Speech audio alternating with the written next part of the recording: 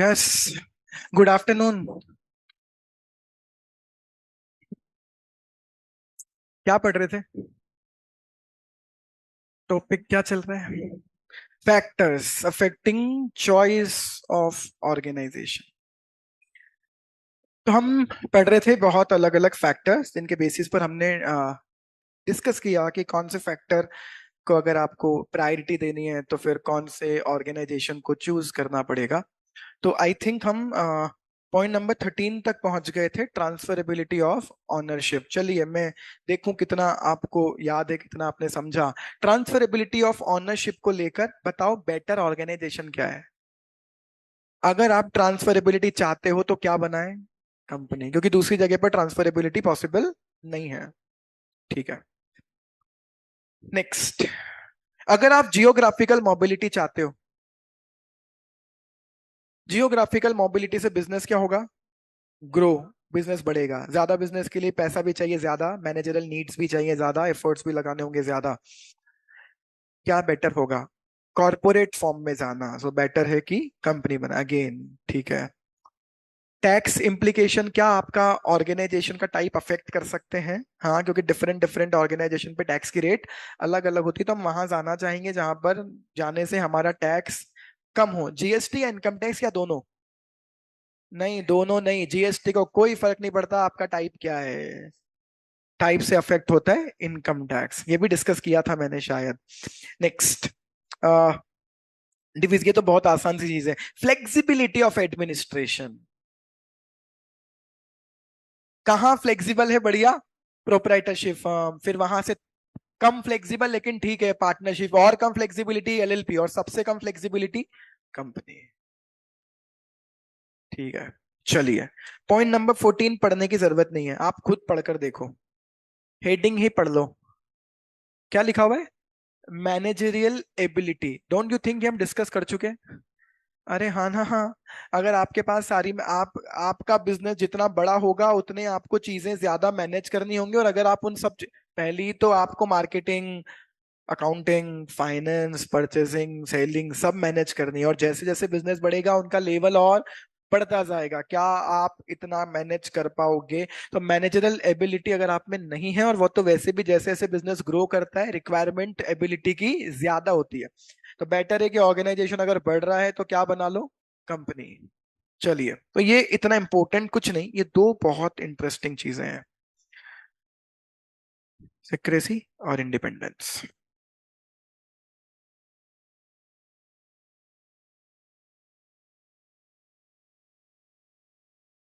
ये दोनों एक दूसरे के दुश्मन है? क्या बोलते हो? ट्रांसपेरेंसी के लिए क्या करना पड़ता है? डिस्क्लोजर्स। डिस्क्लोजर के थ्रू क्या आती है? और अगर ट्रांसपेरेंसी है तो सिक्रेसी नहीं है। बिजनेस सीक्रेट्स कितने रख पाओगे, ये डिपेंड करता है कौन से टाइप का ऑर्गेनाइजेशन बनाया आपने। कितने बिजनेस सीक्रेट्स रख पाओगे डिपेंड करता है किस टाइप का ऑर्गेनाइजेशन आपने बनाया।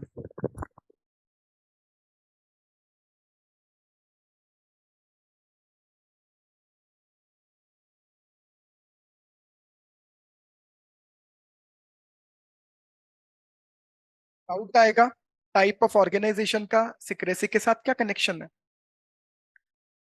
समझो, प्रोप्राइटरशिप पर कोई एक्ट एप्लीकेबल नहीं है। प्रोप्राइटरशिप एक्ट जैसा कुछ नहीं होता। ये भी नहीं बोलते उनको कि प्रोप्राइटरशिप फर्म बनाओ तो हर साल ये डॉक्यूमेंट अपने रजिस्ट्रार ऑफ प्रोप्राइटरशिप फर्म को फाइल करना, ऐसा कोई है ही नहीं रजिस्ट्रार। क्या होता है?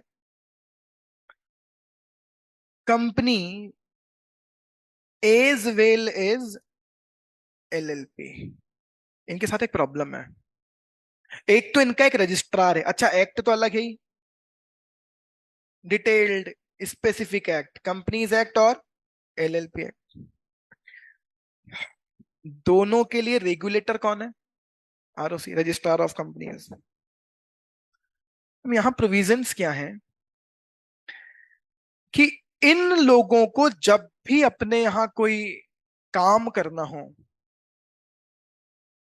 तो या तो आरओसी की परमिशन लेकर करना होता है, और परमिशन नहीं लेनी हो तो एटलीस्ट उन्हें इंटीमेट करना होता है। दोनों में कुछ डिफरेंस है क्या? एक है पूछना और एक है बताना। जैसे कंपनी अपना रजिस्टर्ड ऑफिस चेंज कर सकती है इंदौर के इंदौर में, कि मधुमिलन चौराहे से विजयनगर ले गए, तो इसके लिए आपको आरओसी से पूछने की जरूरत नहीं है, बट एक फॉर्म भर के बताना पड़ता है कि हमने ऑफिस चेंज कर लिया। पर बताना पड़ेगा कि हमारा ऑफिस चेंज हो गया है, अब ये हो गया है, इसे एक्नोलेज कर लो, आप अपने रिकॉर्ड्स में चेंज कर लो। ठीक है। लेकिन अगर यही कंपनी को अपना रजिस्टर्ड ऑफिस इंदौर से जयपुर शिफ्ट करना हो, तो एक अथॉरिटी आएगी, रीजनल डायरेक्टर, इसी सब्जेक्ट में पढ़ेंगे, उसकी अप्रूवल लेनी पड़ेगी आपको। ये आरओसी से भी ऊपर होते हैं, एमसीए के ही हिस्सा है। MCA, MCA ministry of corporate affairs, उसी का हिस्सा है आरडीबी और आरओसी भी। देखो आरओसी हर स्टेट में होते हैं और आरडी रीजनल डायरेक्टर रीजन में होते हैं, तो कुछ कुछ स्टेट्स को मिलाकर क्या बनाया हुआ है, एक रीजन। जैसे एमपी जिस रीजन में आता है वहां रीजनल डायरेक्टर लगता है अहमदाबाद। तो अगर एमपी की किसी कंपनी को इंदौर से जयपुर शिफ्ट होना है रजिस्टर्ड ऑफिस को, तो अहमदाबाद आरडी को अप्लाई करना पड़ेगा। तो ये आरओसी से भी ऊंची पोस्ट होती है, आरडी रीजनल डायरेक्टर। कुछ कुछ स्टेट्स को मिलाकर एक एक रीजन बनाया हुआ है। ठीक है सर। तो कुछ परमिशंस लेनी और कुछ इंटीमेट करना है। और ढंग से सोचो, अल्टीमेटली आपको या तो पूछ कर वो काम करना है या बिना पूछे करो तो बताना है, मतलब आरओसी के पास सारी इंफॉर्मेशन अवेलेबल है। हाँ। दूसरी एक और बात, इन दोनों को ही हर साल क्या करना होता है, अपने फाइनेंशियल स्टेटमेंट और एनुअल रिटर्न, सुने कभी नाम? फाइनेंशियल स्टेटमेंट और एनुअल रिटर्न भी हर साल आरओसी को सबमिट करना है। इसमें इतनी बड़ी क्या बात है, कर दो ना सबमिट, क्या हो गया? सबमिट ही तो करना है, कर लो सबमिट। हाँ कर तो लो, लेकिन एक बात समझना, चाहे ये वाले डॉक्यूमेंट हो चाहे ये वाले डॉक्यूमेंट हो, एक लाइन में लिख देता हूं, आप भी चाहे तो लिख लेना। वंस, पहले समझ लें, एक a company submit any document to ROC, once a company submit any document to ROC, it becomes public document. What does it become? It becomes public document. अब ये क्या होता है, पब्लिक डॉक्यूमेंट? कोई भी व्यक्ति एक प्रिस्क्राइब्ड फीस पे करके आपके वो डॉक्यूमेंट आरओसी की वेबसाइट से डाउनलोड कर सकता है। कोई भी, मतलब कोई भी, मतलब यही मतलब है कोई भी। मैं अभी चाहूं तो रिलायंस के पेपर डाउनलोड कर लूं, हाँ वो सारे पेपर जो रिलायंस ने किसको जमा करवाए, आरओसी को, कर लो आप। कितने रुपए देकर? 100 रुपए। हाँ, ये तो फ्रॉड हो रहा है, कोई फ्रॉड नहीं हो रहा। क्या बात कर रहे हो सर? mca.gov.in पर जाओ, वहां एक टैब आता है व्यू पब्लिक डॉक्यूमेंट, उस पर टिक करो, क्लिक करो। वह आपसे कंपनी का नाम पूछेगा, कंपनी का नाम लिखो, एंटर करो। वो पूछेगा क्या देखना है, आप बोल दो ऑल फॉर्म्स। वो पूछता है वैसे तो क्या देखना है, पर आपका तो राइट है सब देखने का, आप ऑल फॉर्म्स। वो आपको एक पेमेंट गेटवे पे ले जाएगा, 100 रुपए का चालान पे करो। अगले 24 घंटे तक आपको रिलायंस के जो डॉक्यूमेंट डाउनलोड करके देखने, देख लो।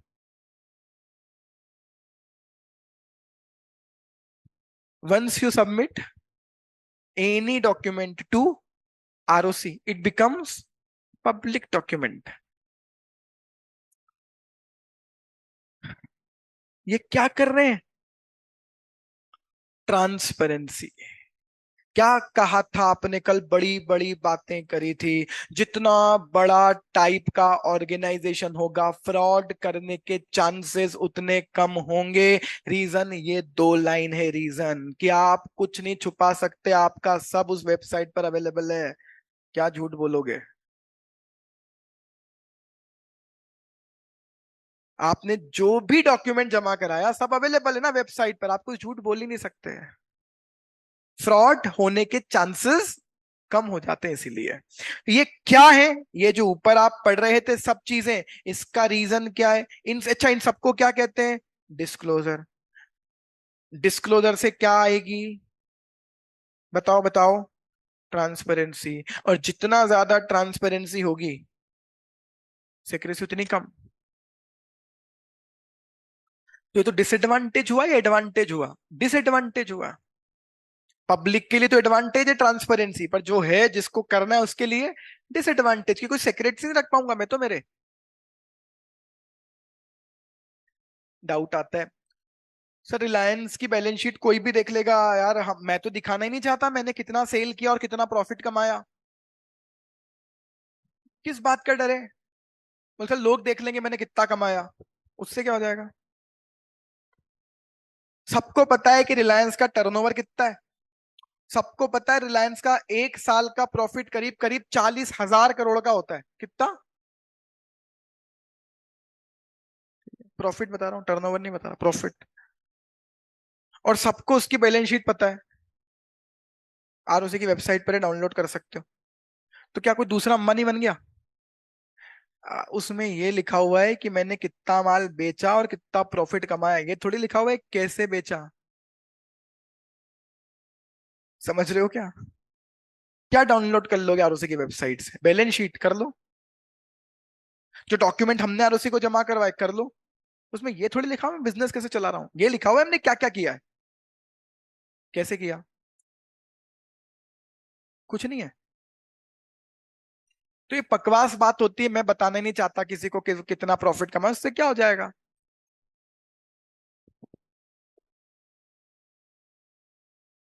अंबानी बन गया क्या कोई दूसरा?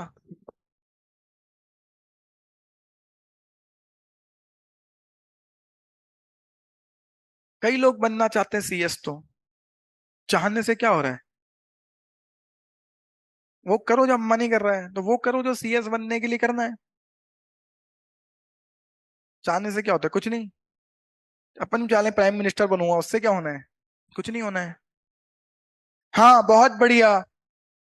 कई लोग बोलते ही हमको देखकर, या मजे तो लेते ही हो आपके, खूब कमा रहे हो आप लोग, तो टीचर्स के मजे होते हैं। मैं भी सीएस बन जाऊं, टीचर बनूंगा।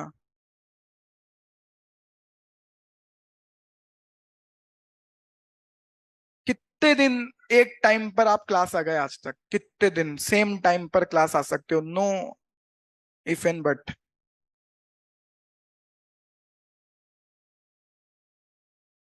और आप तो फिर भी डेली क्लास आते हो तो नया पढ़ते हो। हम दिन में एक ही बात कई बार 4 बार बढ़ानी होती है अलग अलग जगह जाके। मैं एग्जीक्यूटिव की एफएम की क्लास में से निकलता हूँ तो इंटर की एफएम की क्लास में जाता हूँ। 99% चैप्टर दोनों जगह सेम चल रहा होता है।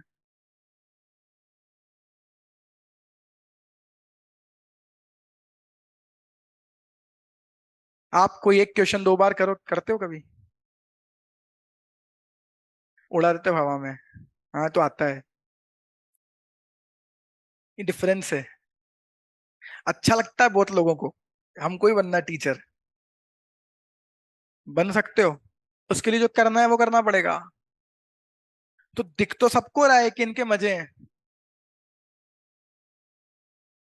सब कर लेंगे क्या? नहीं। मैं भी क्या बात कर रहा था, मेरी सुबह 10 बजे से 4 बजे तक कंटिन्यू क्लास है आज। कल नहीं थी, बस परसों मेरी सुबह 10 से शाम को 5:30 बजे तक कंटिन्यू क्लास थी।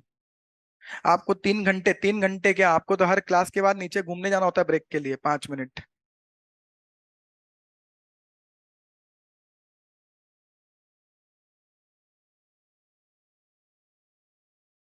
है ना? बिल्कुल। तो डिफरेंस है ये। तो अंबानी कोई नहीं बन रहा। जो करेगा वही बनेगा। अंबानी को देख के आप दुखी हो सकते हो बस कि इतने कमा रहा है ना? कि आप फैकल्टीज के तो मजे होते हैं, तो दुखी हो सकते हो आप बस। कर रहे हो क्या वो? हाँ, लंच ब्रेक चाहिए होता है 3 घंटे बाद, 2-3 घंटे बाद। मेरा पिछले एक वीक हो गया है कोई लंच ब्रेक नहीं है, मैं शाम को खाना खाता हूँ डायरेक्ट, क्योंकि टाइम ही नहीं है, मैं खाना खाने बैठ जाऊँ। अभी मैं केवल क्लास से निकल के आ रहा हूँ, तो उस क्लास के डाउट सॉल्व करने में आपकी क्लास लेट हो गई। कर लो, दिख सबको रहा है, आओ मजे इनके।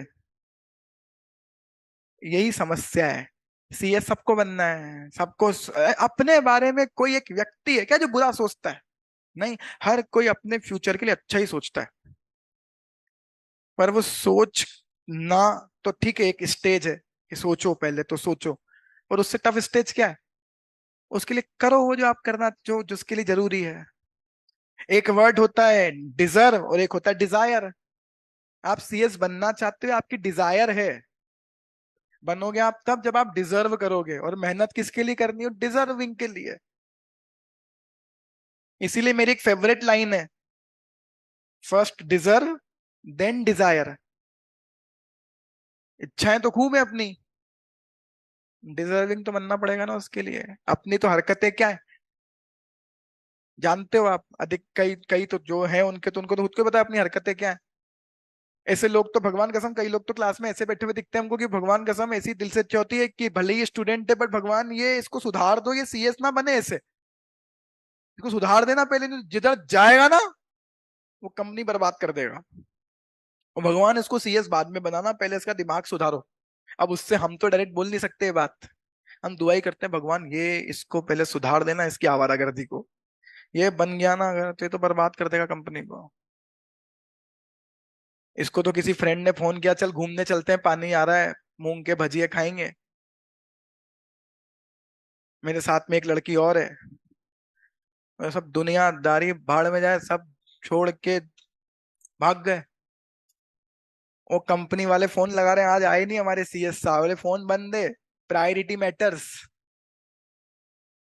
आप सोच रहे हो आपको सीएस बनने के बाद भी किस लेवल के सेक्रीफाइसेस करने हैं? तभी तो वो जो आप डिजायर है आपकी, वो फुलफिल कर पाओगे।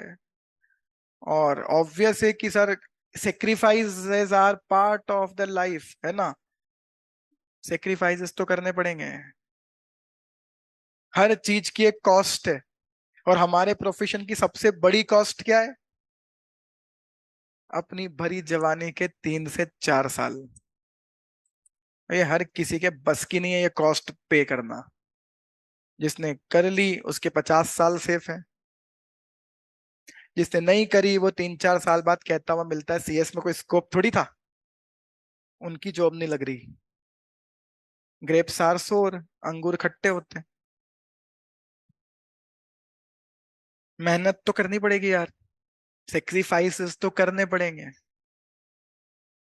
तो वो करने पड़ते हैं, हमको भी करने पड़ते हैं, बनने के बाद भी करने पड़ते हैं। तो आप बनने के पहले सोच रहे हो अगर कि नहीं करूं, मेरे को तो मजे ही करने हैं, तो देखो भैया, मजे करते करते तो सीएस नहीं हो सकता। या तो मजे हो सकते हैं, या पढ़ाई हो सकती है। दोनों करने जाओगे तो ना घर के बचोगे, ना घाट के बचोगे, बीच में पिस जाओगे। उससे तो अच्छा है, मजे करने की इतनी इच्छा है, मजे कर लो ना, एटलीस्ट मजे तो करोगे। ये तो सेटिस्फेक्शन रहेगा कि मजे खूब किए मैंने, भले ही थोड़े कम कमा रहा हूँ। और इधर करना है भैया, तो मजे तो एक लिमिट के ही हो सकते हैं केवल।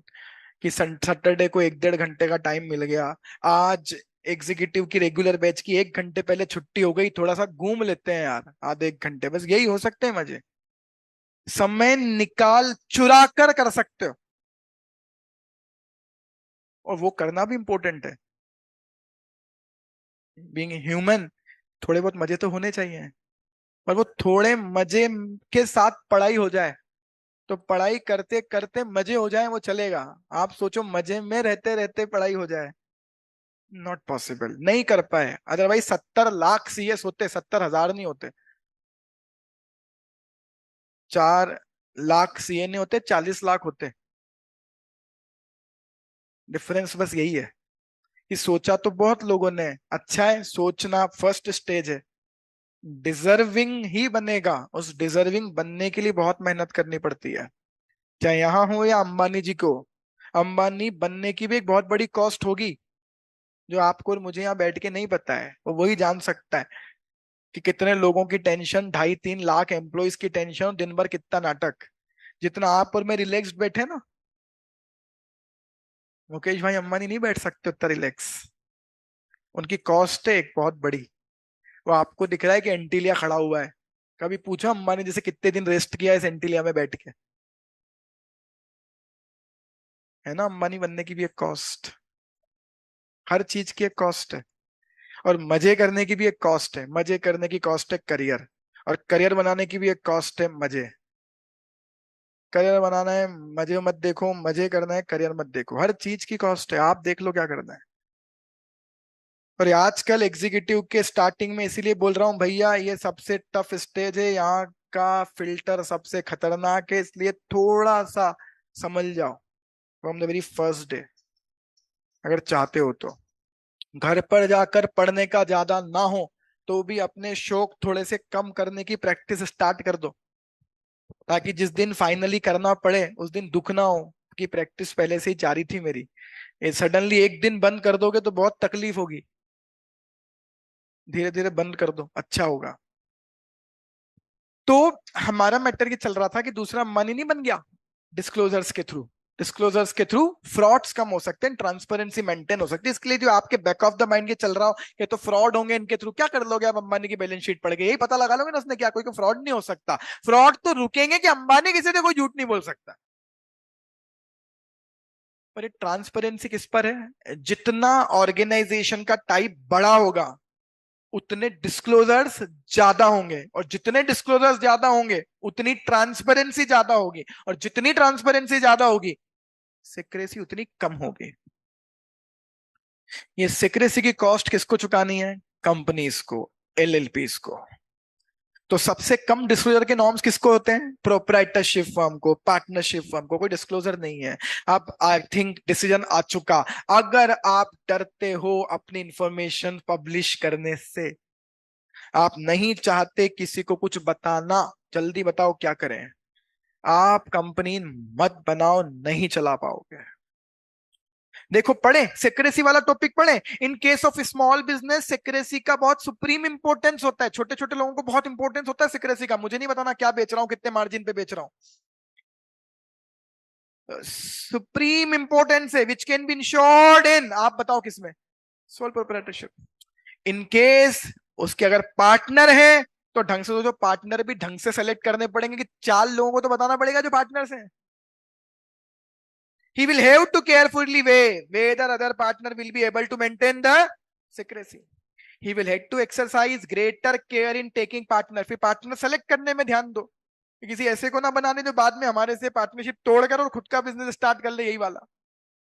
आगे, in case of a company, secrecy may be restricted to the manufacturing process or the manner in which the business is conducted. क्या यही बता रहा था मैं भी आपको हिंदी में जो इंग्लिश में लिखा हुआ है कि आपके बिजनेस की प्रोसेस सीक्रेट हो सकती है, लेकिन बिजनेस के फाइनेंशियल डेटा सीक्रेट्स नहीं हो सकते। However certain aspect of their business, जैसे कि उनके डायरेक्टर्स कौन है, शेयर होल्डर कौन है, फाइनेंशियल स्टेटमेंट, दूसरी इंफॉर्मेशन जो स्टैट्यूटरीली आपको रिक्वायर्ड होती है पब्लिक को बताने की, वो आप सीक्रेट्स नहीं रख सकते।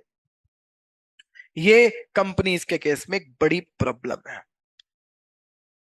हो गया, आगे आते हैं। सो सिक्रेसी मेंटेन करनी है अगर कंपनी नहीं बना पाओगे। नेक्स्ट, 2 मिनट देता हूं आपको, पढ़कर कोशिश करो समझने की। क्या ये बात आपको ऑलरेडी ध्यान है? क्योंकि मुझे लगता है ऐसा कि हमने डिस्कस किया, आपको याद है।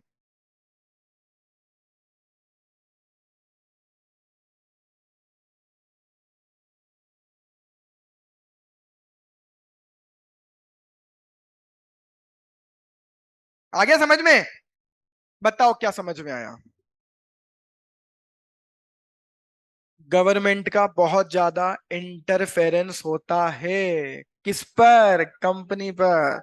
और इसीलिए अगर वो चाहता है कि मैं अपने बिजनेस के डिसीजन में फ्रीडम रखूं, यहाँ पॉसिबल नहीं। यार ये तो शायद उससे कनेक्ट हो गया, फ्लेक्सिबल एडमिनिस्ट्रेशन। या 100% यू गॉट इट राइट, यही है। एडमिनिस्ट्रेशन की फ्रीडम नहीं है ना, इसलिए क्या नहीं बची? इंडिपेंडेंस। नहीं रख सकते। डाउट आता है, इंडिपेंडेंस मतलब क्या? मैं मेरी इच्छा से कुछ नहीं कर सकता? मेरी इच्छा डायरेक्टर भी अपॉइंट नहीं कर लो डायरेक्टर अपॉइंट, वो मैटर नहीं है। अधिकतर चीजों पर उनके रेगुलेशन से कंट्रोल है कि ये कर सकते हो, करोगे तो इस प्रोसेस से करोगे, ये नहीं कर सकते तो करना ही मत। तो इंडिपेंडेंस सबसे ज्यादा कहां? बिजनेस डिसीजंस की, सोल प्रोप्राइटरशिप। और सबसे कम कहां? सबसे कम कहां? कंपनी। तो सोल प्रोप्राइटरशिप पार्टनरशिप में इंडिपेंडेंस है, लेकिन कंपनीज में इंडिपेंडेंस नहीं है। तो ये है कुछ 16 फैक्टर्स जिनके बेसिस पर आपके ऑर्गेनाइजेशन का टाइप डिसाइड हो सकता है। आई थिंक फैक्टर्स तो एक एक फैक्टर सबको क्लियर है, कौन कौन से फैक्टर में क्या क्या लिखा हुआ था। अब सुनो, इस चैप्टर से क्वेश्चन आने के चांसेस हैं दो तरीके से। पहला तरीका, write down any 5 factors to decide about the type of organisation which is better suitable for an entrepreneur. कौन कौन से फैक्टर के बेसिस पर डिसाइड करें, तो बोले 5 फैक्टर्स लिखो। या दूसरा तरीका, राइट शॉर्ट नोट ऑन, और लिखकर दे दें कि बताओ इन इन फैक्टर से ऑर्गेनाइजेशन कैसे अफेक्ट होगा। तो लिखकर दे दिया इंडिपेंडेंस, लिखकर दे दिया टैक्स, लिख के दे दिया जियोग्राफिकल मोबिलिटी। तो आई थिंक दोनों तरह के क्वेश्चंस के आंसर आप दे सकते हो फैक्टर्स को पढ़कर, जो हमने पढ़ लिया है। Now let's conclude the chapter, और अब इस चैप्टर में एक्चुअल मजा आएगा। मेरा क्वेश्चन ये है, क्या जरूरी है ये 16 ही फैक्टर होंगे? कोई और फैक्टर हो सकता है जो कंसिडर करना पड़े? हाँ, तो ये एग्जॉस्टिव फैक्टर्स है या इलस्ट्रेटिव है? ये इलस्ट्रेटिव है, ये कोई फाइनल लिस्ट नहीं है।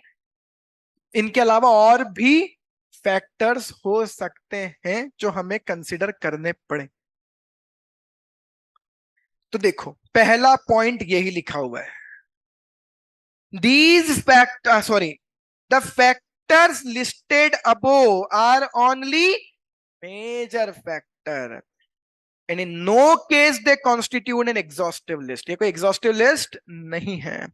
बिजनेस की अलग अलग रिक्वायरमेंट हो सकती हैं, अलग अलग सिचुएशन हो सकती हैं, इसीलिए अलग अलग सिचुएशन के अकॉर्डिंग कोई और प्रेफरेंस भी हो सकते हैं, कोई और फैक्टर भी हो सकते हैं जो ये डिसीजन में आपको हेल्प कर ले। देयर मे बी वन और मोर अदर फैक्टर्स। ये एग्जॉस्टिव लिस्ट नहीं है, इलस्ट्रेटिव है। एग्जॉस्टिव क्या होता है? जब फाइनल लिस्ट होती है कि इसके अलावा कुछ नहीं। इलस्ट्रेटिव मतलब इसके जैसे, मतलब कुछ और भी हो सकते हैं। ठीक है। अब मेरा एक डाउट है कि ये सारे फैक्टर्स आइसोलेटेड हैं या इंटरडिपेंडेंट हैं। अब ये क्या मतलब होता है सर? क्या एक फैक्टर दूसरे फैक्टर को अफेक्ट कर सकता है, या एक फैक्टर दूसरे फैक्टर से कोई कनेक्शन नहीं रखता? अगर कोई कनेक्शन नहीं रखता तो क्या बोलेंगे? आइसोलेटेड। और कनेक्शन रखता है तो बोलेंगे इंटरडिपेंडेंट। मतलब समझो, आपको ख्याल आया कि मुझे तो लाइबिलिटी क्या चाहिए? लिमिटेड। तो आपने बोला मैं तो कंपनी बनाऊंगा। लेकिन अगर कंपनी बना रहे हो ना, तो इस बात का आर्गुमेंट मत करना कि मेरे को फ्लेक्सिबिलिटी ऑफ एडमिनिस्ट्रेशन चाहिए। अगर लाइबिलिटी लिमिटेड करने गए तो फ्लेक्सिबल एडमिनिस्ट्रेशन, इंडिपेंडेंसी, सेक्रेसी हो सकती है? नहीं, नहीं हो सकती। एक फैक्टर दूसरे को अफेक्ट कर रहा है। अरे समझ में आ रहा है? तो देखो point number 1, these factor do not exist in isolation but are interdependent and all factors are important in their own right. The factor of the nature of business and scale of operation are the most basic one. सबसे basic factor क्या है जो आपने उसी दिन बोल दिए थे? नेचर ऑफ बिजनेस क्या है, स्केल ऑफ बिजनेस क्या है। but all other factors are dependent on these basic consideration. For example, financial requirement of a business will depend upon the nature of business. जल्दी बताओ, बिजनेस में कितना पैसा लगेगा डिपेंड करता है क्या बिजनेस का नेचर क्या है? हाँ, मैन्युफैक्चरिंग है पैसा चाहिए ज्यादा, ट्रेडिंग कंसर्न है पैसा चाहिए कम। Requirement of the money depend upon the nature of business. दूसरा, और क्या लिखा, and the scale of operation, क्या पैसे की जरूरत कितनी है डिपेंड करेगा किस लेवल पर काम कर रहे हो। Again yes, if a business wants to set up a trading enterprise on a small scale, तो उसकी फाइनेंशियल रिक्वायरमेंट क्या होंगी, बहुत कम। लेकिन वही मैन्युफैक्चरिंग करनी होती तो रिक्वायरमेंट होती ज्यादा, मशीन्स लानी पड़ेंगी, रॉ मटेरियल खरीदना पड़ेगा, मजदूर लाने पड़ेंगे, उनकी सैलरी देनी पड़ेगी। क्लियर? तो पहला कि ये फैक्टर इलस्ट्रेटिव है, एग्जॉस्टिव नहीं है, और भी फैक्टर हो सकते हैं। दूसरा, ये फैक्टर्स आइसोलेटेड नहीं, कैसे हैं, इंटरडिपेंडेंट, एक फैक्टर दूसरे को अफेक्ट कर देता है। नाउ सबसे इंपॉर्टेंट पॉइंट, पॉइंट नंबर 3, इसको एक एग्जांपल से समझ लेते हैं। अब तो ये हो गई है खिचड़ी। फिर अगर एक फैक्टर दूसरे को अफेक्ट कर रहा है तो खिचड़ी बन चुकी, फिर तो डिसाइड ही नहीं कर पाएंगे क्या बनाऊं। ये डाउट आपको भी होगा। फिर एक बात बता दो यार, तो मजाक हो गई ये तो। इंडिपेंडेंस लेने गए तो लाइबिलिटी लिमिटेड नहीं रख पाएंगे, इंडिपेंडेंस लेने गए तो कंपनी नहीं बना पाएंगे, तो लाइबिलिटी लिमिटेड नहीं रख पाएंगे, हमारे तो ऑब्जेक्टिव फुलफिल नहीं हो पा रहे। तो सुनो, अब सीएस फाइनली करता क्या है, डिसाइड कैसे करते हैं। तो आपको ये सारे फैक्टर्स बताकर हम सबसे पहले ये डिसाइड करते हैं कि कौन कौन से फैक्टर्स हमारे लिए क्या होने वाले हैं, इंपॉर्टेंट। पहले वो लिस्ट आउट कर लें। तो उसने बोला कि सर सबसे बड़ा फैक्टर तो मेरे लिए है कि लाइबिलिटी लिमिटेड रखनी है। हमने बोला ठीक है। और कोई फैक्टर, बोले सर टैक्स, ये भी मेरा लालच है, टैक्स कम लगना चाहिए। और कोई फैक्टर, बोले सर मैं चाहता हूं ऑनरशिप की ट्रांसफरेबिलिटी। और कोई फैक्टर, बोले हाँ सर, फैक्टर ये है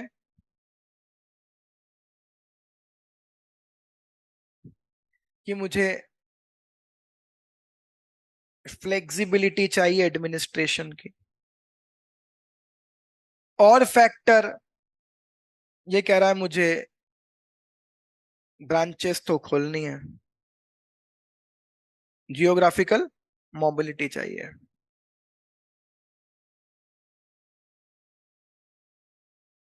ये इन 5 फैक्टर पे डिसाइड करना है, और सब फैक्टर काम के नहीं है। हमने बोला इनको वेट दे दे।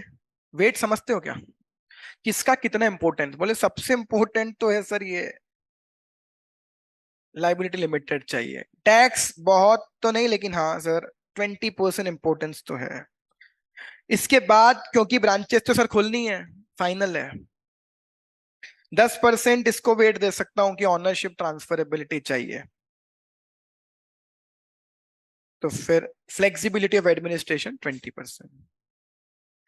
अब बताओ कैसे डिसाइड करूं कि मेरे लिए कौन सा ऑर्गेनाइजेशन बेटर। सबसे पहले पर जाते हैं, लाइबिलिटी लिमिटेड रखनी हो तो बताओ क्या बनाऊं। टैक्स कम से कम करना हो तो क्या बनाऊं। ऑनरशिप की ट्रांसफरेबिलिटी चाहिए, क्या बनाऊं। फ्लेक्सिबिलिटी ऑफ एडमिनिस्ट्रेशन चाहिए, जियोग्राफिकल मोबिलिटी चाहिए।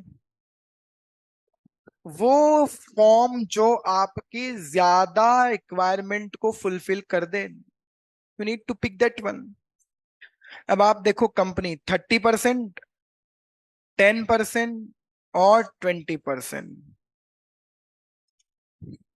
सो फाइनल होगा आप कि हम क्या बना लें, कंपनी। ऑब्वियस है कुछ चीजों के साथ आपको क्या करना पड़ेगा, sacrifice. This how we decide. समझ में आया क्या, आया समझ में। क्या लिख रहे हैं देखो,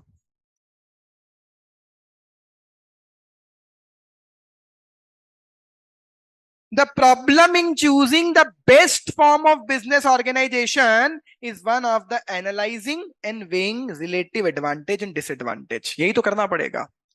क्या करना पड़ेगा, सारे फैक्टर को एनालाइज करना पड़ेगा, सबके एडवांटेज और डिसएडवांटेज देखने पड़ेंगे, और वो फॉर्म जो सबसे हाईएस्ट नेट एडवांटेज दे दे उसे सेलेक्ट करेंगे। फॉर दैट हमें क्या असाइन करने पड़ेंगे, डिफरेंट डिफरेंट फैक्टर को क्या असाइन करने पड़ते हैं, weight, depending upon their importance in each form of organization and the type of organization that obtain the maximum weight में बी अल्टीमेटली सेलेक्टेड, ये है रूल। ठीक, तो ऐसे हम डिसीजन लेते हैं about the form of organisation. ये था chapter number 1, choice of organisation. यहीं खत्म करते हैं आज का डिस्कशन। कल से आप फाइनली सब्जेक्ट स्टार्ट करते हैं, हालांकि ये भी सब्जेक्ट का ही पार्ट है, बट ये बहुत ही बेसिक थ्योरी थी। कल से आप कोर सब्जेक्ट स्टार्ट करते हैं कि अलग अलग तरीके की एंटिटीज कैसे क्रिएट होती हैं, कैसे स्टेब्लिश होती हैं। चलिए, ओके, चलो मिलते हैं फिर। Thank you so much. Thank you, bye.